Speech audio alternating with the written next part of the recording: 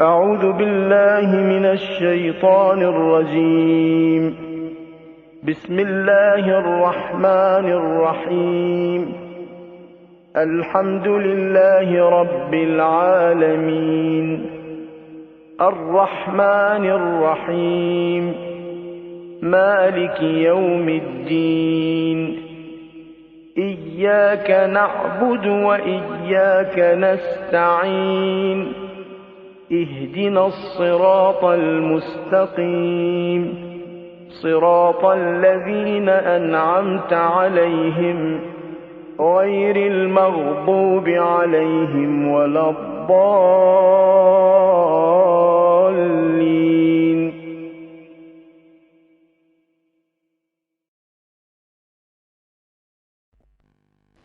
بسم اللہ الرحمن الرحیم. ذکر ہو رہا کہ وہ شخصیت کب آئیں گی کہ جس کے آنے کے بعد دنیا سے گناہوں اور ظلم کے سارے بادل چھٹ جائیں گے. وہ دن کب آئے گا کہ یہ زمین پروردگار کے نور سے جگمگا اٹھے.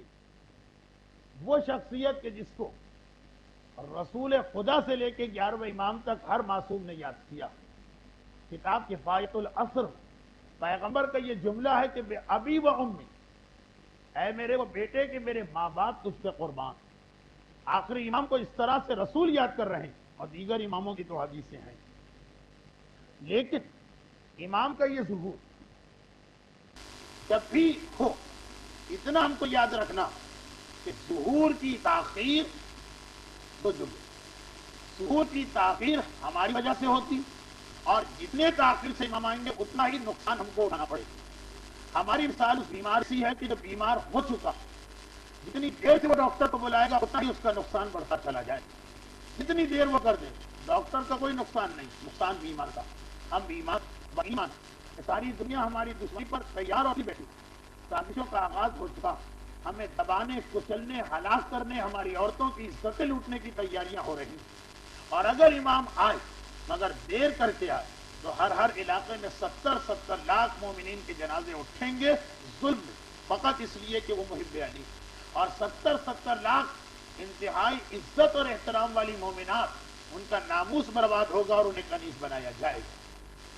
جیسا کہ میں نے کہا کہ جب یہ سوال سامنے آتا کہ امام تاخیر سے آئیں گے تو یہ ساری زحمتیں کیا آپ برداشت کریں گے، تو آپ کا شکوہ یا آپ کا جواب یہ ہوتا کہ مولانا اس میں ہمارا قصور کیا؟ ہم میں سے کون یہ چاہتا ہے کہ امام تاخیر سے آئیں؟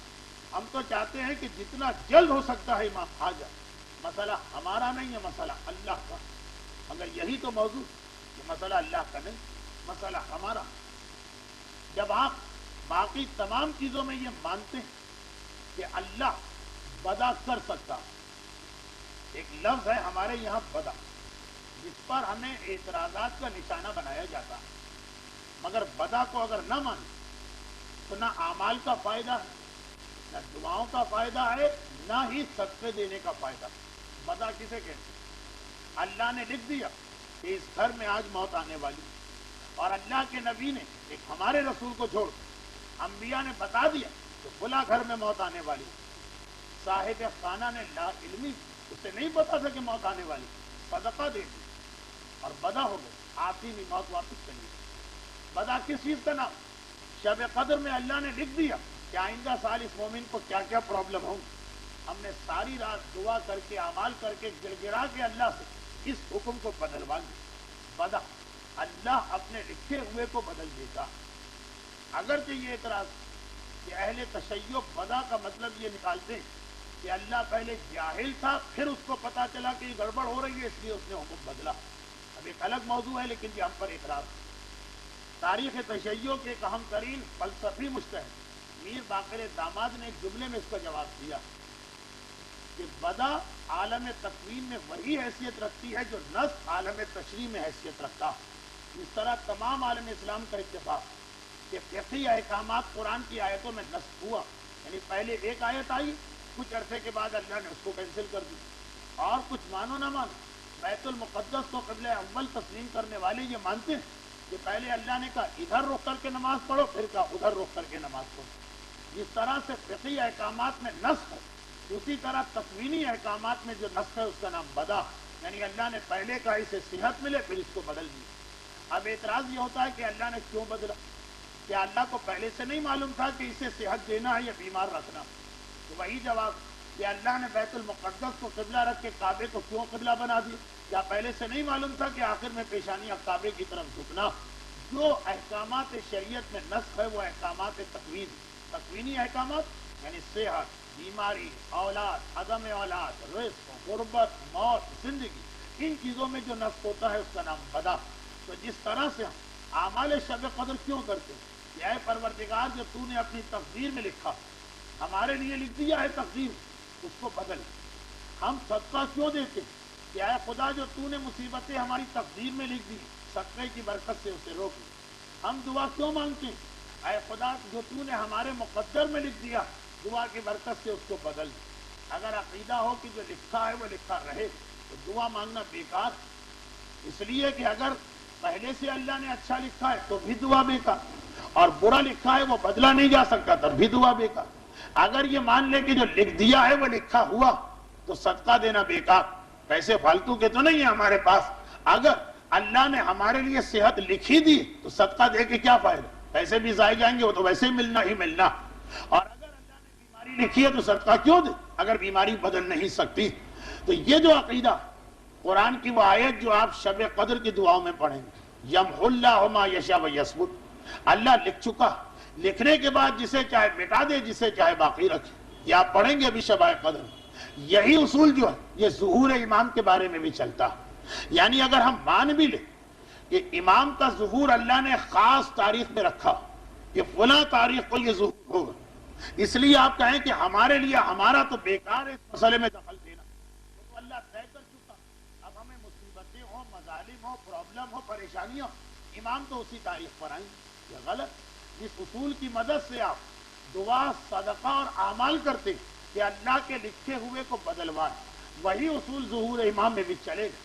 یقیناً اللہ نے امام کے ظہور کی ایک تاریخ رکھ دی، لیکن اگر مومن اسی طرح سے گڑ گڑا کے امام کی ظہور کی دعا مانگے جس طرح اپنے ذاتی مسئلوں میں مانگتا، اولاد نہ ہونے والا اولاد کے لیے تڑپتا، رزق نہیں ہے تو وہ رزق کے لیے تڑپتا، صحت نہیں ہے تو وہ صحت کے لیے تڑپتا، اور اللہ اپنی تقدیر بدل دیتا، اسی تڑپ کے ساتھ، اسی جذبے اور خلوص کے ساتھ اگر امام کے ظہور کے لیے آواز دی جائے تو امام کا ظہور ہو بھی سکتا، امام کا ظہور ہو بھی جائے گا۔ اور یہاں پہ ایک بات میں اور کہوں کہ عام طور پر احکامات خدا کی دو قسمیں، یہ بہت ہی عجیب بات ہے لیکن ہے ہماری کتابوں میں۔ احکامات خدا کی دو قسمیں، کون سے احکامات؟ شریعت کے نہیں، جو ہماری زندگی سے تعلق رکھتے ہیں، ان کی دو قسمیں۔ وہ یہ کہ اللہ ایک حکم لکھ دیتا اور مومن اگر دعا اور صدقے کے ذریعے اس کو بدلوا نہ سکے تو وہی حکم رہتا۔ لیکن بعض چیزیں ایسی ہیں جس میں احکامات کی تین قسمیں، اللہ ایک چیز لکھ دیتا، مومن نے نیکی کی وہ حکم بدل جاتا، برائی کی تب بھی وہ حکم بدل جاتا۔ باقی احکامات کی دو قسمیں، مومن نے اگر بدلوا لیا دعا کر کے بدل گیا، مثلا بیماری، اللہ نے لکھا کہ یہ آدمی 10 سال بیمار رہے گا، اب ہم نے دعا کر کے بیماری ختم کروا دی، یا دعا نہیں کی تو 10 سال بیماری رہی، مگر رشتہ دار کا حق، استاد کا احترام، والدین کی عزت، اس میں دو نہیں تین چیزیں۔ اللہ نے لکھا کہ اس آدمی کی عمر 50 سال ہے، لیکن اگر عام لوگوں سے زیادہ اپنے والدین و استاد اور رشتہ داروں کا حق ادا کرے تو 50 سال کے بدلے یہ 70 سال تک زندہ رہے، اور اگر ان کی نافرمانی کرے تو 50 کے بدلے 30 میں مر جائے گی۔ اب صرف دو چیزیں نہیں کہ اللہ نے 50 لکھا تو گناہ سے 30 میں موت آئی، نہیں، ایک حکم دیا، کہا کہ اس کو بڑھا بھی سکتے اس کو گھٹا بھی سکتے۔ ظہور امام کا مسئلہ بھی یہی، اللہ نے ایک تاریخ لکھی کہ اس تاریخ کو میں اس امام کو ظاہر کروں، مومن اگر تڑپ تڑپ کے دعا مانگے تو امام اس سے پہلے آ سکتے، مومن اگر ایسے کفران نعمت کرے تو اللہ اس تاریخ کو بھی بدل دیتا ہے اور ڈیلے کر دیتا۔ اور اس کے لیے آپ آیت اللہ ہے نہیں، شیخ عباس قمی کی منتہی الاعمال اور رہبر انقلاب آغا خامنہئی نے جو سیاست ائمہ پہ کتاب لکھی ہے چوتھے امام کیا، اس میں روایتیں جمع کی کہ اللہ نے ظہور امام کی ایک تاریخ مقرر بھی کر دی تھی، یہ ہو بھی چکا ہے کہ اس تاریخ کو میرے آخری حجت کو ظاہر ہونا، مگر زمانے والوں نے قدر نہ کی نعمت امامت کی. اللہ نے کہا 100 سال بعد ظہور ہوگا. 4 یا 5 دفعہ ظہور کی تاریخ بدلی گئی، چونکہ اکثر مومنین کے لیے یہ ایک نئی روایت ہوتی.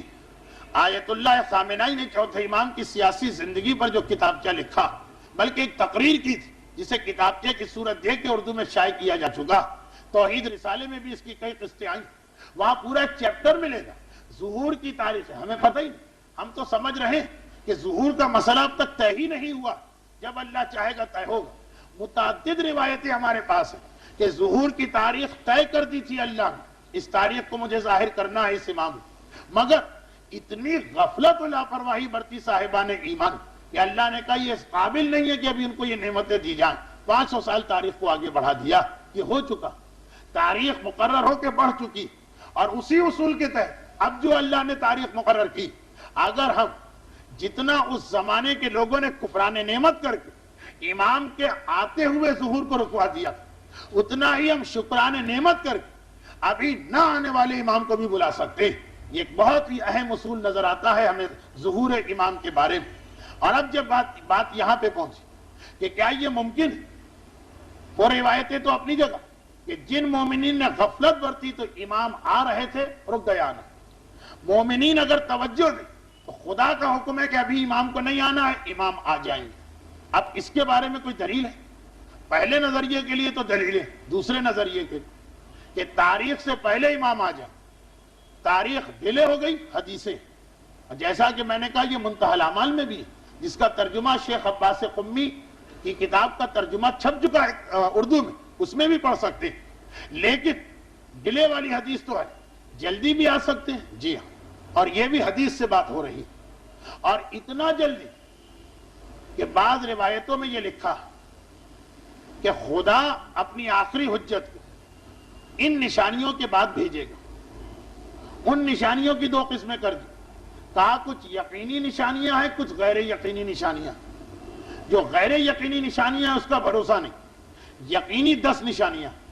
کہا ان سے پہلے تو امام آ ہی نہیں سکتے. دیکھیں جملہ یہ ہوتا لا مہندی الا بعد السفیانی، امام آ ہی نہیں سکتے جب تک کہ سفیانی پہلے نہ آ جائے. اس طرح کا جملہ. لا مہندی الا بعد القتل، ایسے ہی کچھ جملہ. مہندی نہیں آ سکتے جب تک کہ 2/3 دنیا نہ ماری جائے. یہ 10 ایسی نشانیاں جن کے ساتھ یہ جملہ آیا کہ آ ہی نہیں سکتا میرا بیٹا جب تک کہ یہ 10 نشانیاں نہ ہوں.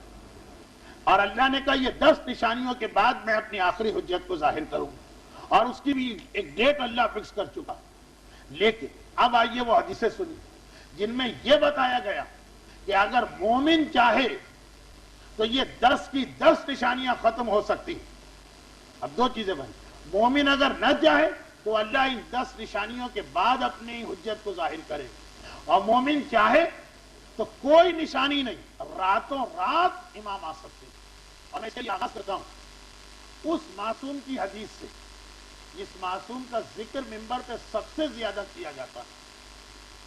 مولا نہیں، مولا کا ذکر بھی منبر پہ سب سے زیادہ نہیں ہوتا. کتنی ہی ایسی مجلسیں ہوتی ہیں مخصوص دنوں جب صرف مسائل پڑھے جاتے ہیں.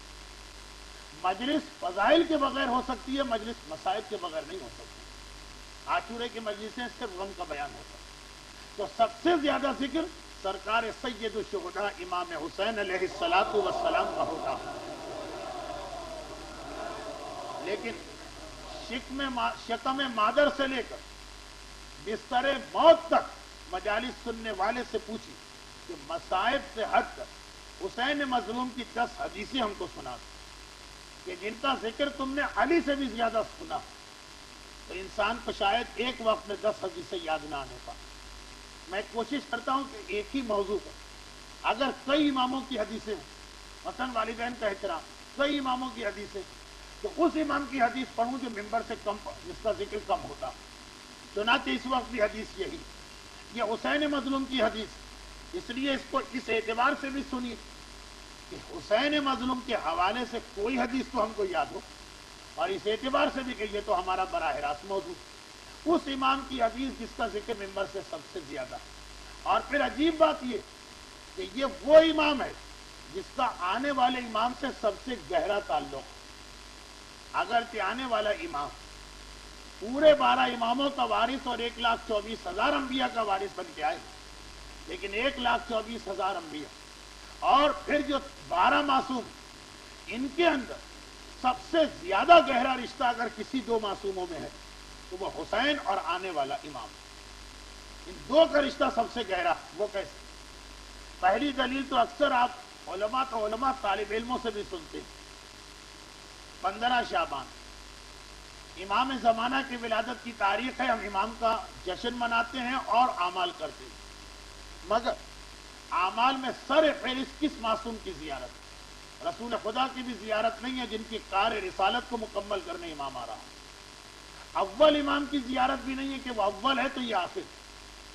شب نیمہ شعبان امام زمانہ کی ولادت کا جشن۔ دیکھیے 3-4 باتیں، یا تو کہا جاتا کہ آج ان امام کی رات ہے، صرف انہی کی زیارت پڑھو، کسی اور کی نہ پڑھو، تب بھی سمجھ میں آتا، یا یہ کہا جاتا کہ کیونکہ یہ سارے معصومین کے نائب تو آج زیارت جامعہ پڑھو جس میں سب معصوم آ جائیں، الگ سے کسی خاص امام کی زیارت نہ پڑھو، یہ سب کے نائب۔ یا کہا جاتا کہ نہیں، رسول خدا کی زیارت پڑھو، وہ آخری رسول ہے تو یہ آخری امام، ان میں سے کوئی حکم نہیں آیا۔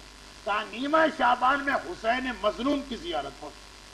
15 شعبان امام زمانہ کی رات یاد کرایا جا رہا ہے حسین، اور یہ تو پھر بھی سمجھ میں آ گیا۔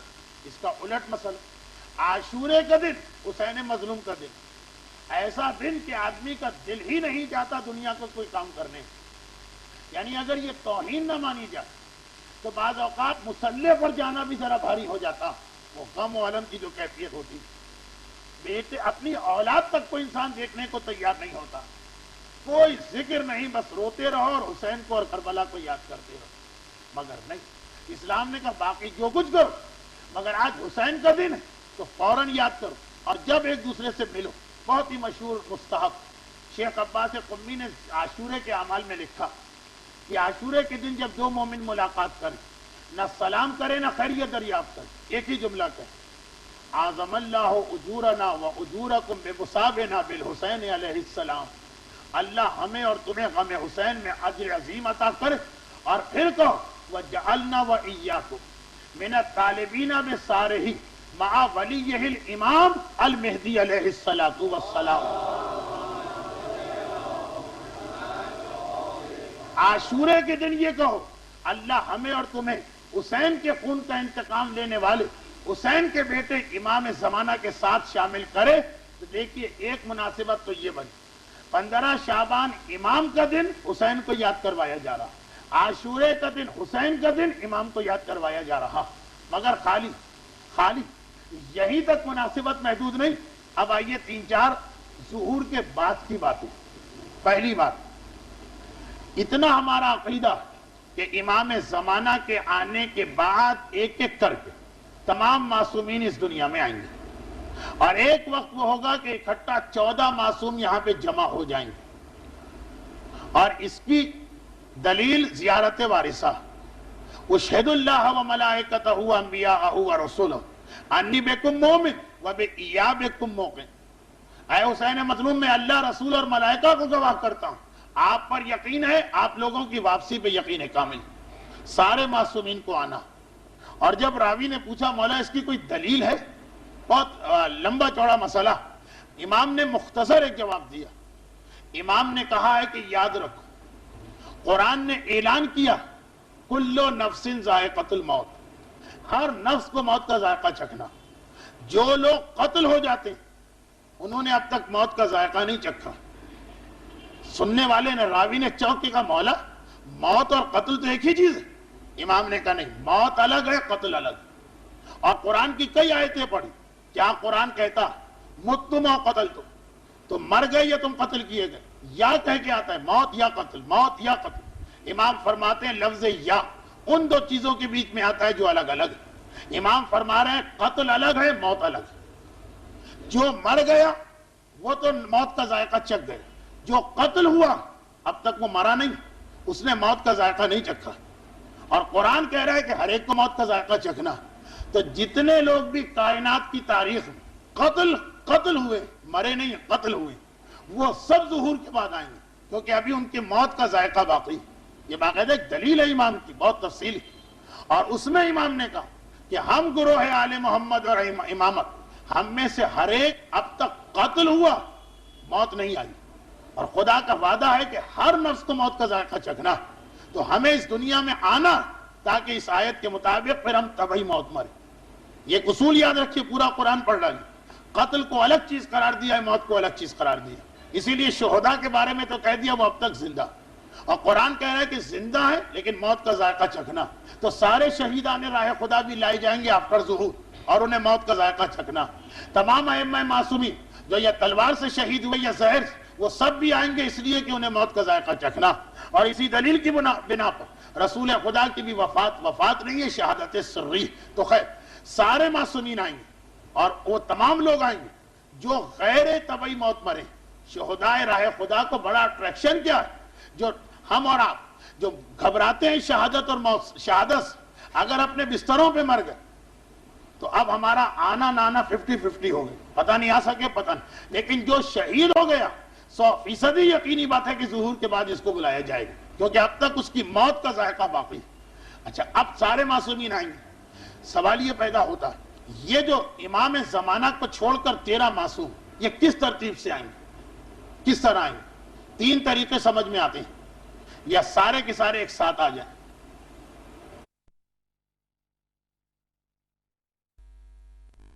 یا سارے کے سارے ایک ساتھ آ جائیں، یہ نہیں، یا الٹی ترتیب سے آئیں، 12واں آ گیا پھر 11واں پھر 10واں پھر 9واں پہ، یہ بھی نہیں، یا سیدھی ترتیب سے آئیں، یہ 12واں تو خیر ہے ہی، پہلا دوسرا تیسرا، یہ بھی نہیں، کوئی ترتیب ہم کو نہیں بتائی گئی، صرف ایک چیز بتائی گئی، امام کے بعد اگر کوئی آئے گا تو وہ کربلا والا حسین آئے گا، جو کسی بھی ترتیب کے اعتبار سے موضوع نہیں بن رہے، نہ اوپر سے چلے 1 2 3، نہ نیچے سے جائیں 11 10 9 8، مگر اتنا بتایا کہ حسین اور امام زمانہ کا رشتہ پہچان، کہ امام کے بعد جو سب سے پہلے آئے گا وہ حسین مظلوم ہوگا، پھر باقی جس ترتیب سے بھی آئیں۔ ایک بات اور آئیے مزید تیسری بات، اور وہ یہ کہ جب امام زمانہ شہید ہو جائیں گے، امام زمانہ کی شہادت ایک طے شدہ امر ہے، اور اسی لیے پھر ایک بحث اٹھتی کہ کیا امام اگر شہید ہوئے تو ایک بار پھر آئیں گے یا نہیں آئیں گے؟ اس کے اندر کہ ہر مرنے والے کو، ہر شہید ہونے والے کو موت کا ذائقہ چکھنا، کیا امام زمانہ کا ایکسیپشن ہے یا نہیں؟ یہاں میں نے بڑے بڑے مراجع سے رجوع کیا تھا، انہوں نے کہا تھا کہ اس مسئلے پہ ہمارا علم ناقص ہے، نہ ہم منع کر سکتے ہیں نہ ہم ہاں کہہ سکتے ہیں۔ یہ وہ مسئلہ ہے کہ جس کو قرآن نے کہا وَمَا يَعْلَمُ تَعْوِيلَهُ إِلَّا اللَّهُ وَالرَّاسِخُونَ فِي الْعِلْمِ، کہ اس مسئلے کو یا اللہ جانتا ہے یا راسخون فی العلم۔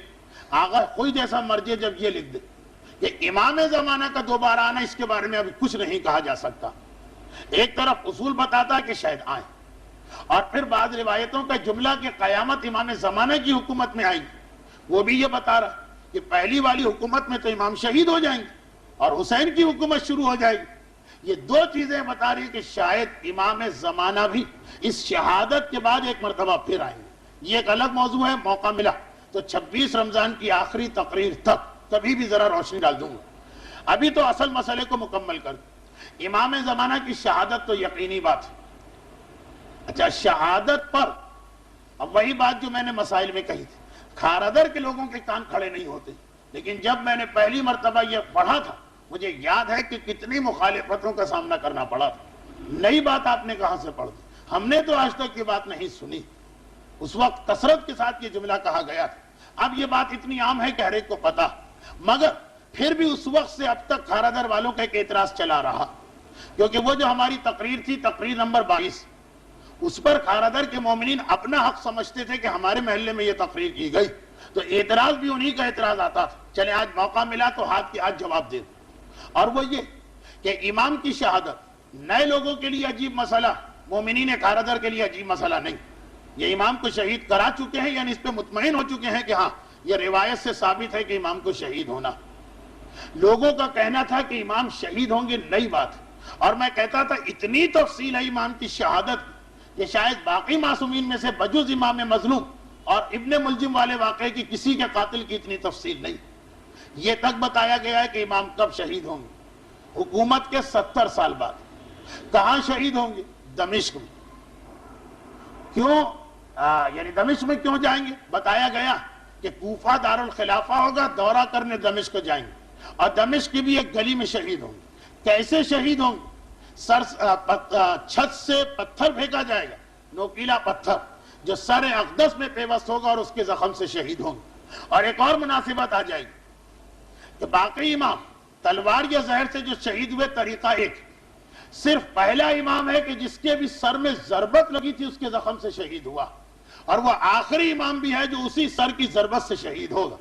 ضربت کے اندر دونوں میں ایک قسم کی یکسانیت آ گئی۔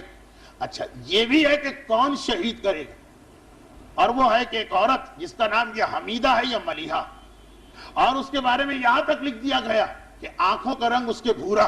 اتنی تفصیل، کہاں شہید ہوں گے، کب شہید ہوں گے، کیسے شہید ہوں گے، کس کے ہاتھوں شہید ہوں گے۔ اور پھر ہمارا مجمع کہے کہ ہم نے پہلی دفعہ سنا، اور شہادت کے بعد کی بھی تفصیلیں۔ غسل و کفن کون دے گا؟ حسین دے گا۔ دفن کہاں کیا جائے گا؟ دو روایتیں، ایک یہ ہے کہ مدینہ کی مسجد النبوی، پیغمبر کے حجرے میں ایک قبر کی جگہ اب تک خالی ہے۔ وہاں مدینہ کی مسجد میں 3 حجرے، ہر حجرے میں 2 قبروں کی جگہ۔ پہلے حجرے میں حضرت ابو بکر اور حضرت عمر، آخری حجرے میں جناب سیدہ اور شہزادہ محسن، بیچ کے حجرے میں صرف ایک قبر ہے رسول خدا۔ تو دوسری جگہ کس کے لیے؟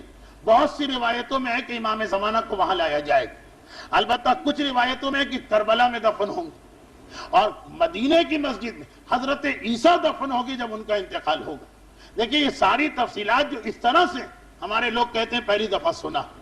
تو خیر، اعتراض یہ تھا، جن لوگوں نے اب تک کچھ نہیں سنا ان کو اس پر اعتراض کہ شہادت کیوں ہوگی، اور جنہوں نے سن لیا ہے ان کا یہ اعتراض کہ امام کے آنے کے بعد تو دنیا سے کفر ختم ہو جائے، یہ عورت کیسے بچ گئی جس نے امام کو شہید کیا؟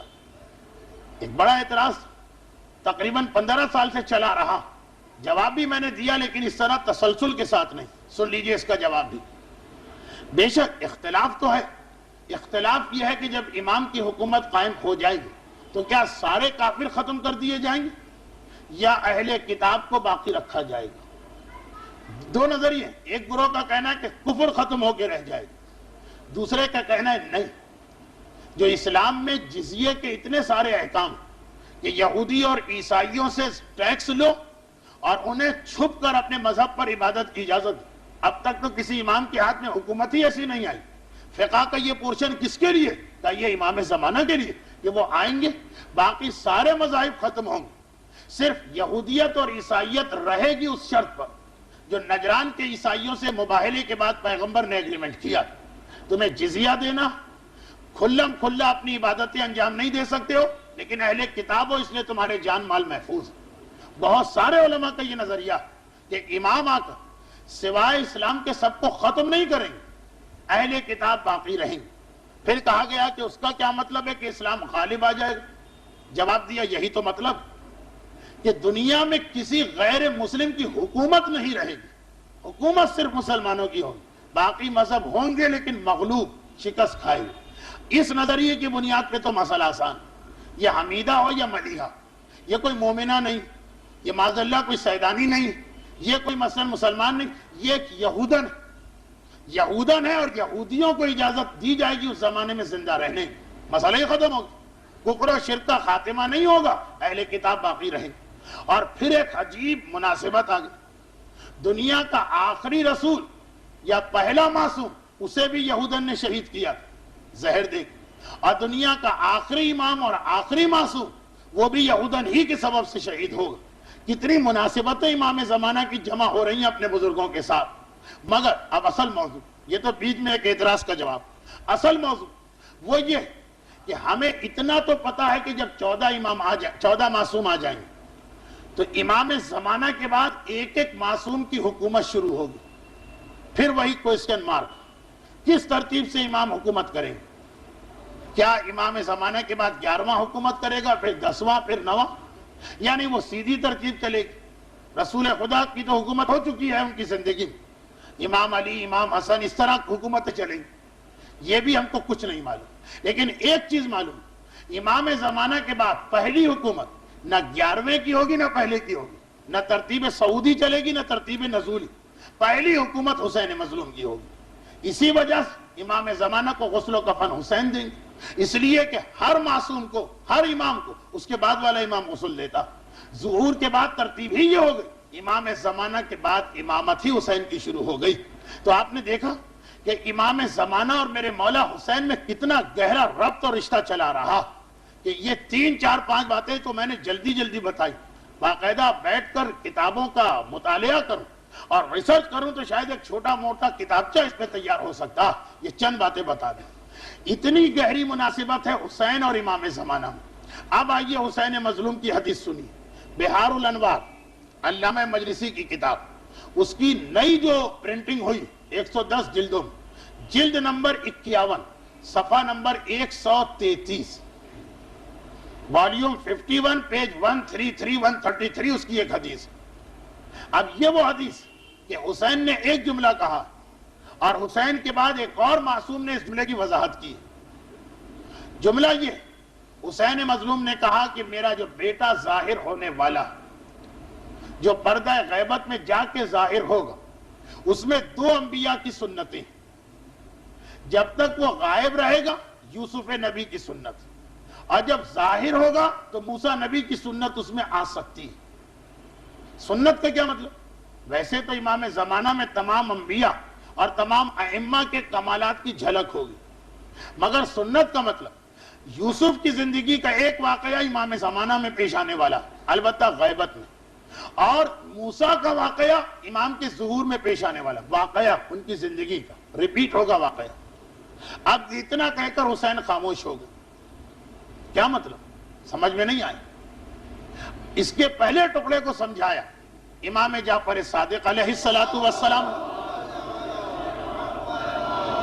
اور یہ میں نے بہت ساری مجلسوں میں پڑھ دیا، بہت ساری مجلسوں میں۔ پہلے ٹکڑے کو سمجھایا چھٹے امام، جب یہ کہا کہ یوسف کا مطلب سمجھے ہو؟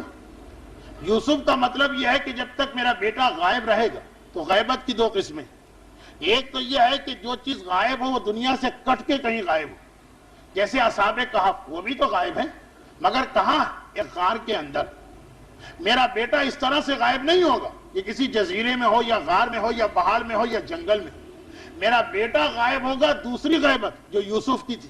کہا مولا یوسف کی کیا غیبت؟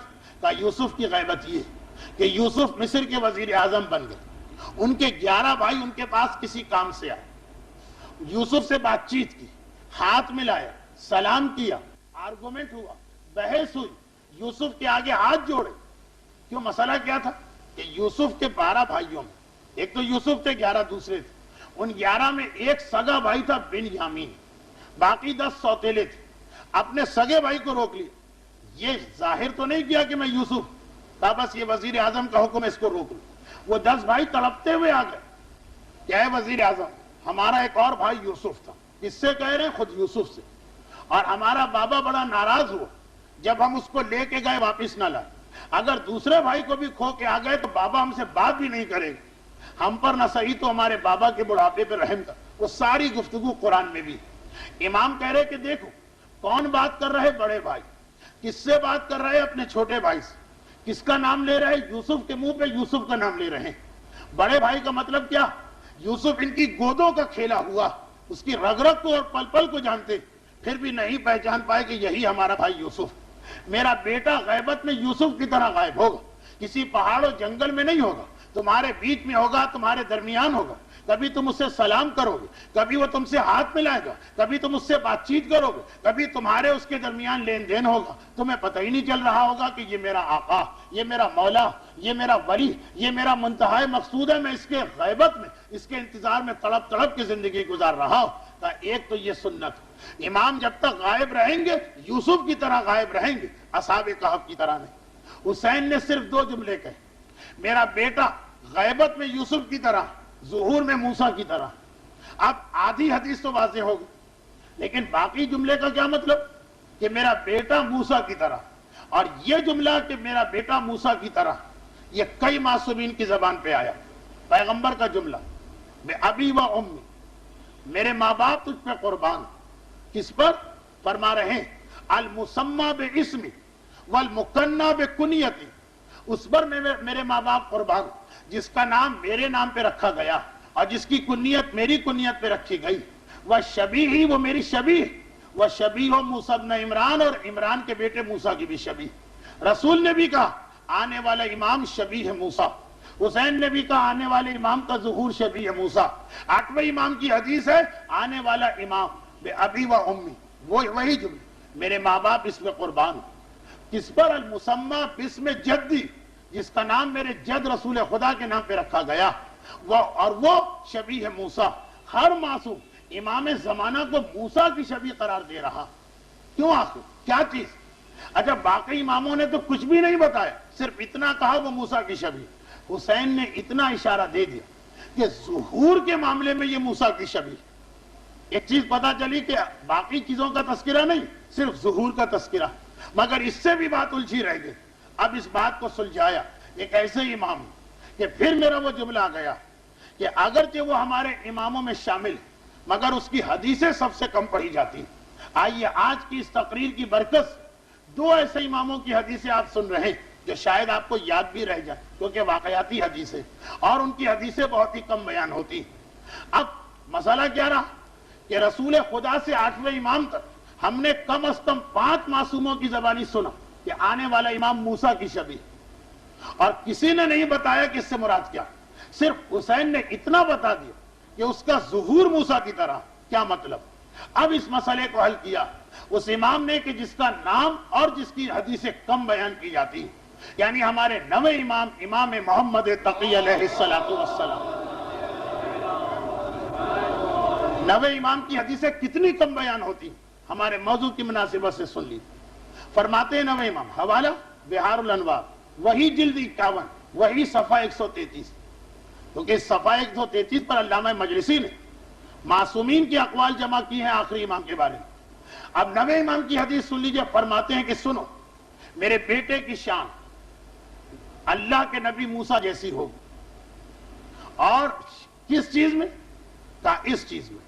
یہ پورے امام کے جملے کہ موسیٰ اپنی بیوی کے ساتھ جنگل سے گزر رہے ہیں۔ موسیٰ کا واقعہ ہر ایک کو پتا، فرعون کے محل میں پرورش پائی، فرعون کے ہم قوم ایک نوجوان کو ایک مقام پر نہی عن المنکر کے درمیان قتل کرنا پڑا۔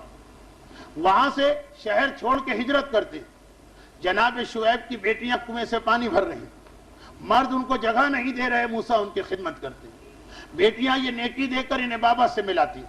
حضرت شعیب خود ایک نبی، چند سال خدمت کے بعد اپنی بیٹی کی شادی کر دیتے، البتہ یہ وہی بیٹی کہ بعد شہادت موسیٰ یا بعد وفات موسیٰ، موسیٰ کے وصی جناب یوشع کے مقابلے میں لشکر لے کے آئی تھی، لیکن ابھی تو موسیٰ اپنی بیوی کے ساتھ اپنے خسر شعیب کے گھر سے رخصت ہو کے آ رہے ہیں اور جا رہے ہیں۔ راستے میں جنگل آ گئے، اندھیرا، رات کا وقت۔ قرآن کا 20واں سورہ، سورہ طٰہٰ، پہلا ورق پورا واقعہ رہا، اور 9واں امام کہہ رہا ہے کہ یاد کرو۔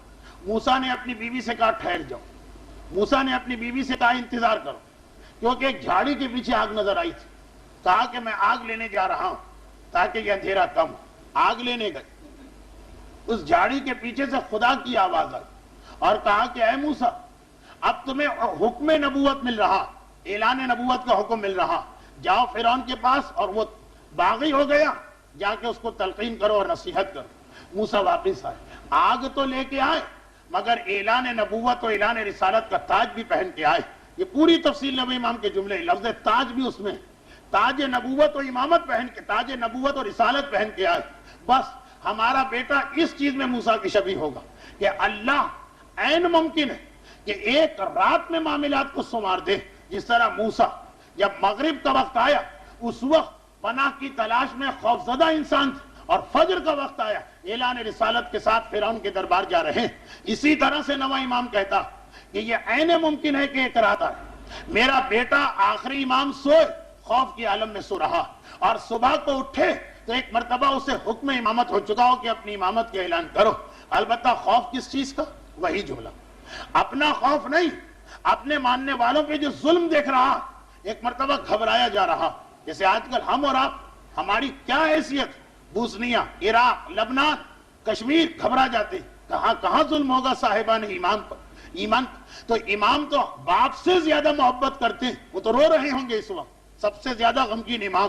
تو میرا 9واں امام کہہ رہا کہ اللہ چاہے تو ایک رات میں موسیٰ کی طرح سے میرے بیٹے کی امامت کے تمام کاموں کو سنوار دے، وہ مغرب کو سوئے گا تو روتا ہوا سوئے گا اپنے ماننے والوں کی حالت دیکھ کر، اور فجر کا بیدار ہوگا تو اس شان کے ساتھ کہ ذوالفقار اس سے کلام کر رہی، اس کے ایک ہاتھ میں ذوالفقار ہے، دوسرے ہاتھ میں علم اسلام ہے، خانہ کعبہ کی دیوار سے ٹیک لگا کے بیٹھا، آنے والوں سے بیعت کر رہا ہے، اور جبرائیل ساری دنیا میں اس کی امامت کا اعلان پہنچا رہے ہیں۔ درود بھیجے محمد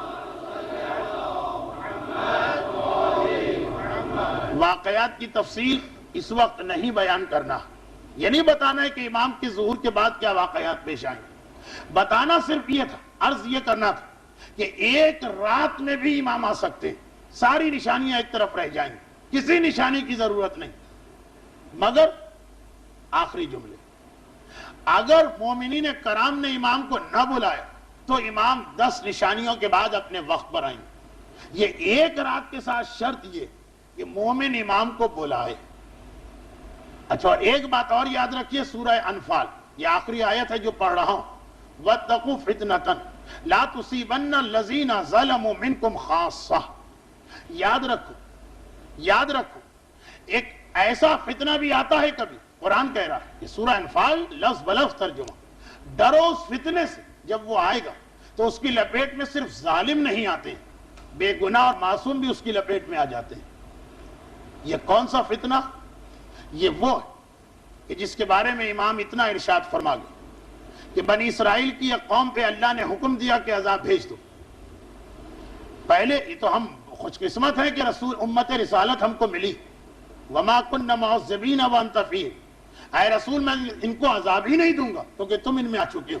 بنی اسرائیل میں تو ایسا نہیں تھا، تھوڑی دیر اللہ مہلت دیتا ہے، عذاب بھیج دیتا، فرشتوں سے کہا جاؤ فلاں قوم میں عذاب نازل کرو، وہ فرشتے آئے، آدھی رات کا وقت تھا، عذاب عام طور پر فجر کے قریب آتا کہ شاید کوئی نیک بندہ نماز شب کے لیے اٹھ جائے، دعا مانگے اور عذاب دور ہو جائے، مگر دیکھا تو واقعہ ایک عجیب منظر نظر آیا، ساری قوم گناہوں میں کھوئی ہوئی، ساری قوم گناہ کر رہی، ایک مکان میں ایک انتہائی مقدس نوجوان نظر آئے، رو رہا، نمازیں پڑھ رہا ہے، روزے رکھ رہا، قیام قوت کے عالم میں، رات کو تو روزے نہیں ہوتے لیکن اس کی جسمانی حالت، نمازیں، تلاوت، ذکر خدا، گھبرا گئے فرشتے، کیونکہ اللہ کا ایک طریقہ اور ہے، جس قوم میں عبادت کرنے والے بزرگ، خوف خدا سے رونے والے جوان، شیرخوار بچے ہوں، بے زبان جانور، اللہ اس قوم پہ عذاب نہیں نازل کرتا، پہلے ان کو نکالا جاتا۔ اس قوم میں تو ایسا جوان ہے کہ جو توبہ بھی کر رہا ہے اور عبادت بھی کر رہا ہے، کیا ہم کہیں صحیح جگہ آ گئے، غلط جگہ تو نہیں پہنچ گئے؟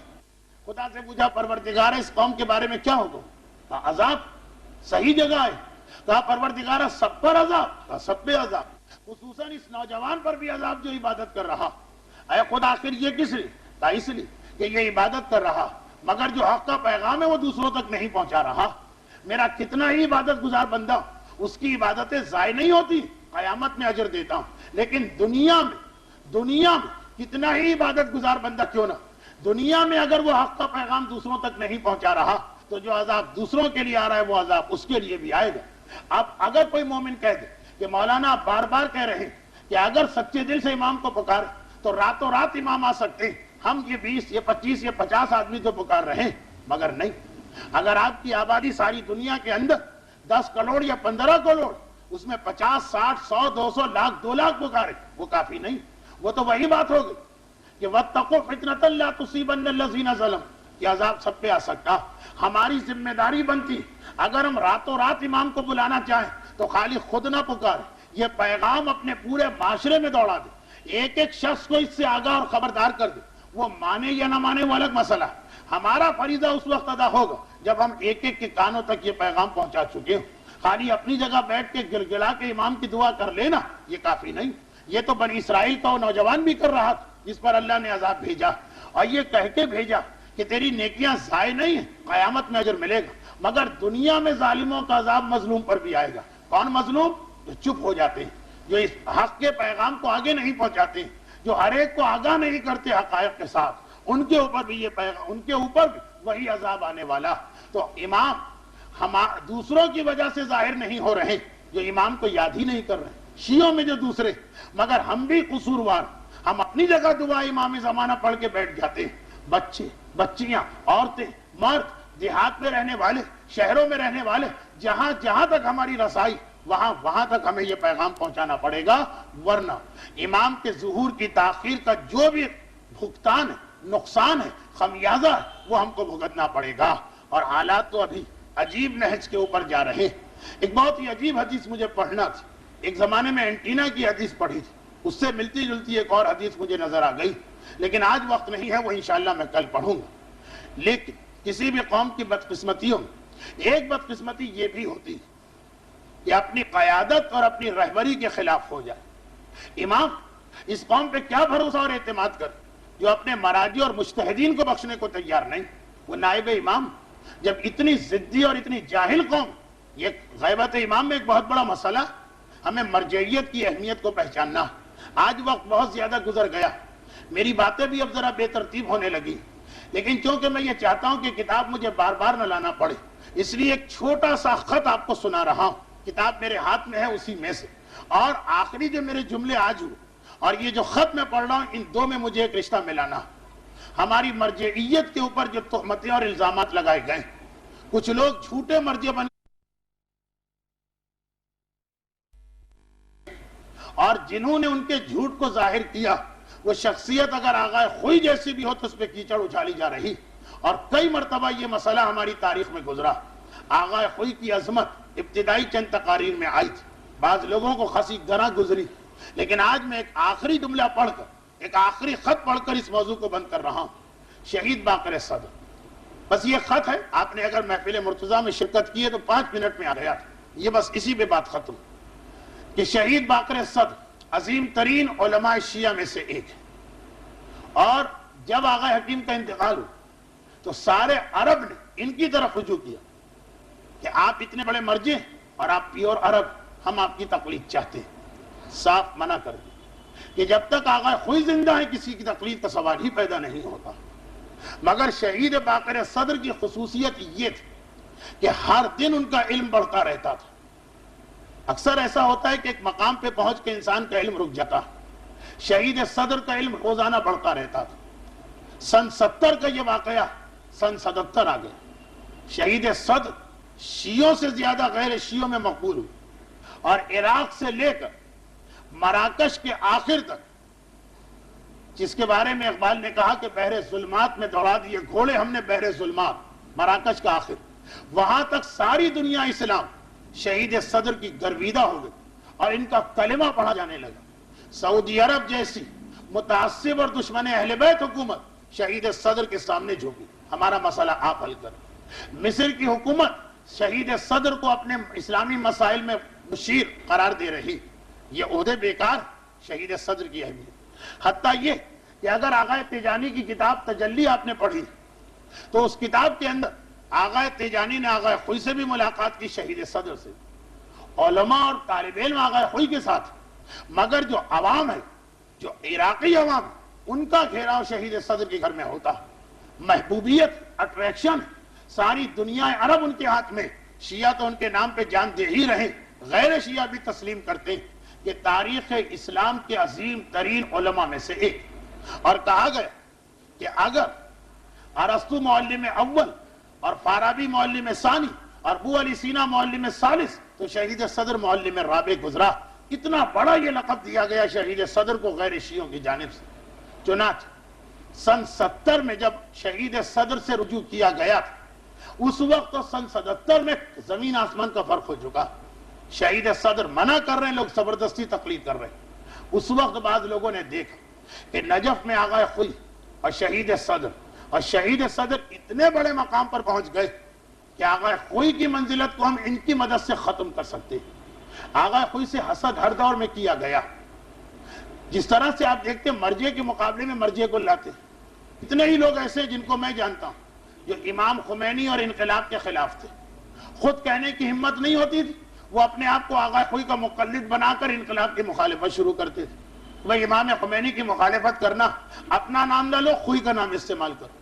اور کتنے ہی لوگ ایسے تھے جو مرجعیت کے دشمن تھے، اپنا نام نہیں لیتے تھے، وہ اپنے آپ کو انقلابی بنا کر امام خمینی کا نعرہ لگا کر آغا خوئی کی مخالفت کرتے تھے۔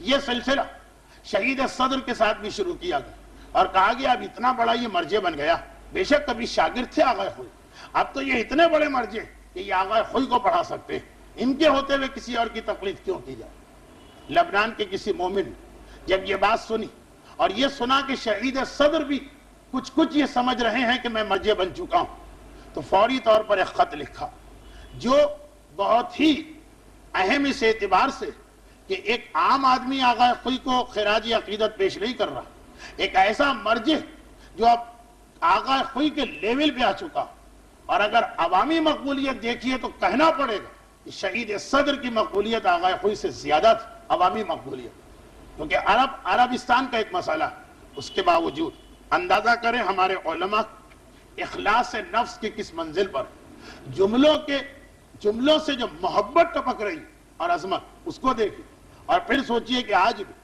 جس طرح ایک صدقہ جاریہ ہوتا ہے مرنے کے بعد ثواب، آغا خوئی کی وفات اور شہادت جاریہ لگ رہی، اب تک ان کی مخالفت و دشمنی کا سلسلہ جاری ہے، مگر سنی ایک عظیم ترین مرجع شہید صدر۔ بسم اللہ الرحمن الرحیم لکھنے والا لکھ رہا کہ مجھے تو معلوم کہ جو تعلق آپ کا ایک طویل عرصے سے آغا خوئی کے ساتھ ہے، لیکن آج کل کچھ ایسی باتیں سنی جا رہی کہ جس سے ذرا شک و شبہ پیدا ہو گیا، میں درخواست کرتا ہوں کہ آپ ذرا اس مسئلے کو واضح کریں، کیونکہ بہت ہی دبے لفظوں میں سوال گیا اور کچھ باتیں سنی جا رہی ہیں جس سے ذرا شک پیدا ہو رہے ہیں۔ جواب بسم اللہ الرحمن الرحیم فرماتے ہیں کہ یہ سوال جو آپ نے مجھے پہنچائے اس نے مجھے خوش بھی کیا اور غمگین بھی کیا۔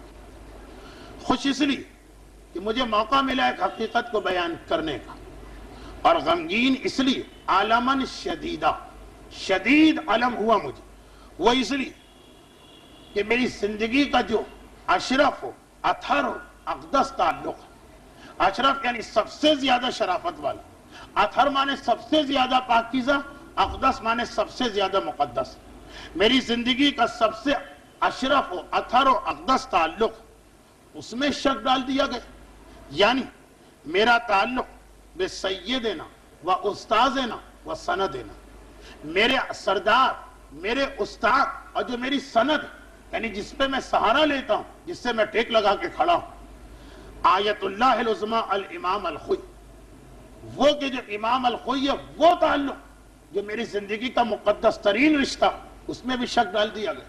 اور ضمناً دیکھیں کہ شہید باقر صدر جیسا مرجع اور مجاہد آغا خوئی کے ساتھ لفظ امام استعمال کر رہا، ایک اعتراض یہ ہوا کہ آغا خوئی نے کون سا جہاد کیا کہ وہ امام کہلوائے جائے، یہ شہید صدر سے پوچھئے جاتے۔ فرماتے ھذا الاستاد، یہ میرے وہ استاد ہیں، الذی ابصرت نور العلم فی حوضتہ، کہ میں نے علم کا نور اگر پایا تو ان کے حوضے میں پایا، اور اگر تعمل معرفہ علی یدی، اگر مجھے کچھ معرفت اسلام ہوئی ہے تو وہ مزہ میں نے ان کے ہاتھ پہ چکھا، انہوں نے مجھے مزہ اسلام سکھایا، مزہ چکھایا، اسلام کا ذائقہ ان کے ذریعے مجھ تک پہنچا۔ پھر فرماتے کہ ایمان کے بعد اللہ جو سب سے بڑی نعمت کسی انسان کو دیتا ہے وہ علم ہے، ایمان کے بعد، اور وَلَئِن كُنْتُ قَدْ حَصَلْتُ عَلَى شَيْءٍ مِّنْ هَذِهِ النِّعْمَةِ، اور اگر مجھے اس نعمت میں سے کچھ بھی ملا، نعمت علم میں سے، فَإِنَّ فَضْلَ ذَلِكَ يَعُودُ إِلَيْهِ، اگر اس نعمت میں سے کچھ بھی ملا تو وہ سب کا سب شکرانہ پلٹتا ہے میرے استاد آغا خوئی کی جانب، جو بھی مجھے علم کی نعمت ملی ہے وہ سب ان کی وجہ سے ملی۔ فَلَسْتُ إِلَّا ثَمْرَةٌ مِّن ثَمَرَاتِ وُجُودِهِ وَفَيْضِهِ الشَّرِيفِ، فَلَسْتُ میں کچھ نہیں ہوں، ایک مرجع، ایک عام شاگرد نہیں، ایک چھوٹا سا طالب علم نہیں، ایک مرجع لکھ رہا ہے، فَلَسْتُ میں کچھ نہیں مگر یہ کہ آغا خوئی کے وجود کے ثمرات میں سے ایک ثمرہ ہوں، آغا خوئی کی برکتوں سے اسلام کو جو پھل ملے ان میں سے میں ایک ہوں، ورنہ اپنا میرا فلست، میرا کوئی وجود ہی نہیں، وَوَلَدًا مِّنْ أَوْلَادِهِ الرُّوحِيِّينَ، اور آغا خوئی کی جو روحانی اولاد ہے مجھے اس میں سے ایک ان کا ایک بیٹا سمجھ لو۔ پھر کہتے ہیں اس سب کے باوجود اگر کوئی آدمی اس حقیقت سے اپنی نگاہوں کو بند کر رہا یا اس چیز کی تہمت مجھ پہ لگا رہا، اس سب کے باوجود تو اس کی دو ہی نیتیں ہو سکتی ہیں، یا تو وہ چاہتا کہ میرے محترم اور مقدس باپ کے دل کو مجھ سے ہٹا دے، اور یا پھر وہ یہ چاہتا کہ جو تھوڑا بہت میرا مقام بنا اس کی وجہ سے اس مرجع اعلیٰ کے مقام کو نقصان پہنچائے۔ اس لیے میں اعلان کر دیتا ہوں فَإِنِّي أَغْتَنِمُ فُرْصَةَ سُؤَالَكُمْ، میں غنیمت سمجھتا ہوں کہ آپ نے ایک سوال کیا، لِأَقُولَ لَكُمْ بِكُلِّ وُضُوحٍ، تاکہ میں بالکل وضاحت کے ساتھ یہ اعلان کر دوں۔ کیا اعلان کروں؟ انی اتعامل مع السید الخوئی، سید خوئی سے جو اب تک میرا معاملہ رہا، وَسَأَظِلُّ كَذَلِكَ، اور انشاءاللہ اسی طرح سے رہے گا۔ وہ کیسا معاملہ؟ کما یتعامل الابن مع ابی، جس طرح بیٹا باپ سے معاملہ کرتا، والتلمیذ مع استادہ، اور جس طرح ایک شاگرد اپنے استاد سے، ایک مرجع وقت جو آغا خوئی کے لیول پہ پہنچ چکا، اور وہ طالب مع مرجع، اور جس طرح ایک طالب علم اپنے مرجع سے معاملہ کرتا، ویسا معاملہ میں آج تک کرتا آیا ہوں اور کرتا رہوں گا۔ جو شہید صدر کے مقام علمی کو پہچانتے ہیں انہیں پتا ایک ایک لفظ سے کیا خلوص اور محبت اور کیا اعتراف عظمت آغا خوئی ٹپک رہا۔ ہم اور آپ ہزاروں تقریریں کر لیں، اس پہ 5 جملے شہید صدر کے بھاری فرما رہے ہیں وَقَدْ صَرَّحْتُ بِذَلِكَ مَرَارًا لِلنَّاسِ، اور میں اس سے پہلے بھی بار بار لوگوں کو بتا چکا ہوں، وَلِلطَّلَبَةِ، اور طالب علموں کو بھی بتا چکا ہوں، وَالْمَسْئُولِيِّينَ، اور جو مجھ سے سوال کرتا ہے اس کو یہ بتا چکا ہوں، اور وَلَا عَرْضَ عَنْ أَيِّ شَخْصٍ، اور میں کسی آدمی سے راضی نہیں، کسی سے راضی نہیں، إِلَّا يَعْتَرِفَ بِذَلِكَ، جب تک کہ وہ اس چیز کا اعتراف نہ کرے کہ سید خوئی کے سامنے میں ایسا ہوں جیسے باپ کے سامنے بیٹا، استاد کے سامنے شاگرد، اور مرجع کے سامنے ایک طالب علم۔ یہ مرجعیت میں پہنچ کے یہ جملے کہہ رہے، اور فرماتے ہیں کہ اگر کوئی شخص سید خوئی کے مقابلے میں میرا نام استعمال کرتا تو گویا وہ مجھے شدید ترین تکلیف و اذیت پہنچاتا۔ اور پھر چند جملے یہ لکھیں کہ فتویٰ دینا الگ کام اور مرجعیت کا دعویٰ کرنا الگ کام ہے۔ چنانچہ آخر میں کہتے ہیں میں اپنے مولا سبحانہ و تعالیٰ کی بارگاہ یہ دعا کرتا ہوں کہ اللہ ہمیشہ ہمیشہ مجھے سید خوئی جیسے استاد کے وجود سے تمتع اور نعمت عطا کرے اور ان کا سایہ ہمارے سر پہ رہے۔ والسلام علیکم ورحمۃ اللہ وبرکاتہ۔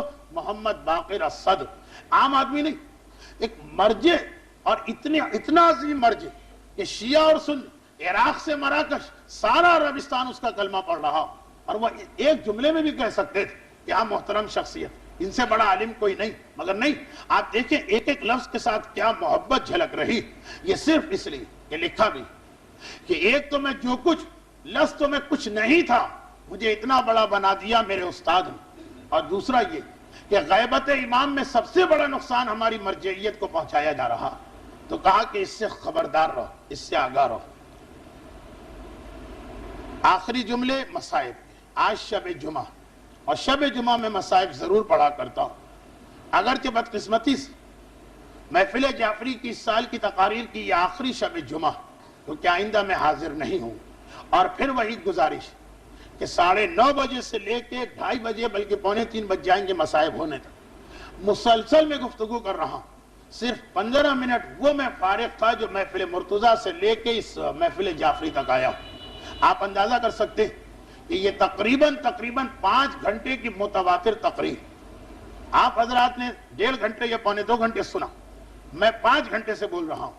آج اسی لیے نہ ہی کوئی مصافحہ ہوگا، نہ ہی کوئی سوال ہوگا، نہ ہی کوئی سیشن ہوگا، بس یہ آخری جملے ہوں کہ غیبت امام میں ہمارا سارا پرابلم بڑھ جاتا جب ہم اپنے مرکز یعنی مرجع کو بھلا دیتے اور جھوٹے مرجع کی جانب دوڑ کے چلے جاتے۔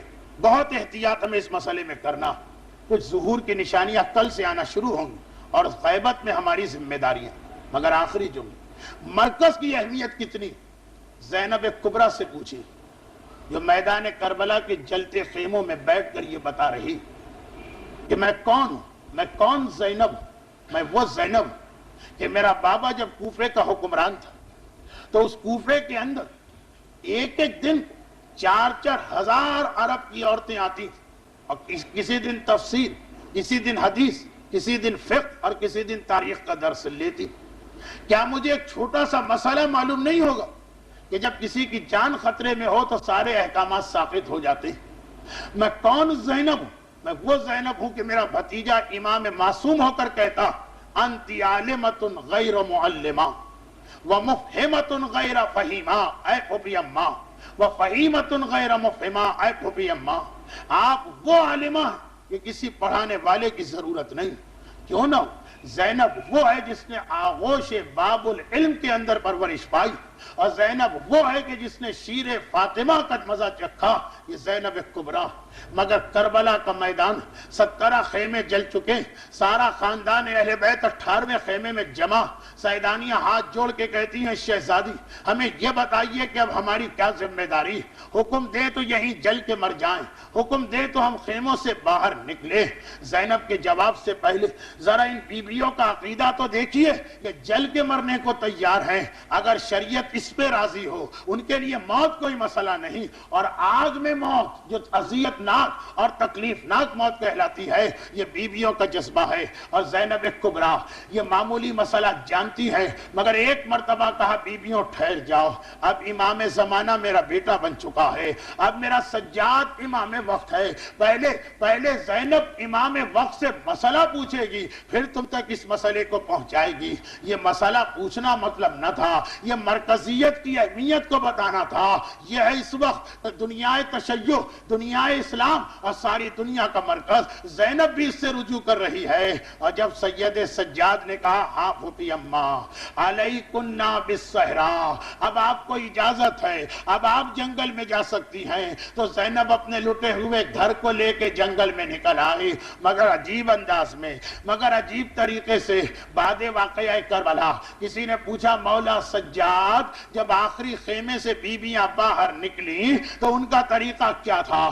سید سجاد کے ہاتھ میں تسبیح ہے، کہا سوال کرنے والے اگر یہ تسبیح ٹوٹ جائے تو جس طرح دانے بکھر کے رہ جاتے ہیں اس طرح میدان کربلا میں محمد کی آل بکھر گئی، اس طرح میدان کربلا میں نبی زادے بکھر گئے، اور ان بکھرے ہوئے نبی زادوں کو جمع کرنا یہ بھی زینب کی ذمہ داری بن گئی۔ آواز دی کلثوم بہن آؤ، پہلے تو سیدانیوں کو ایک جگہ بٹھا دے، آؤ اب بچوں کو جمع کریں۔ پورے کربلا کے میدان میں اندھیرا چھاتا جا رہا ہے، علی اور فاطمہ کی یہ دو بیٹیاں کبھی اس کونے جائیں کبھی اس کونے جائیں، جو بچہ روتا ملا اسے لے کے آئیں، جو بچہ سوتا ملا اسے لے کے آئیں، جو بچہ گھبرایا ہوا بیٹھا تھا اسے لے کے آئیں۔ ایک مرتبہ نگاہ پڑی، ایک جھاڑی کے نیچے دو بچے گلے میں باہیں ڈالے لیٹے نظر آئے، دور سے دیکھا یہ تو مسلم کی اولاد نظر آ رہی ہے۔ زینب نے آواز دی بہن کلثوم آہستہ آہستہ چلو، ایسا نہ ہو ہمارے قدموں کی آواز سے بچوں کی آنکھ کھل جائے، ایک دفعہ اٹھ گئے بڑی مشکل سے سوئیں گے۔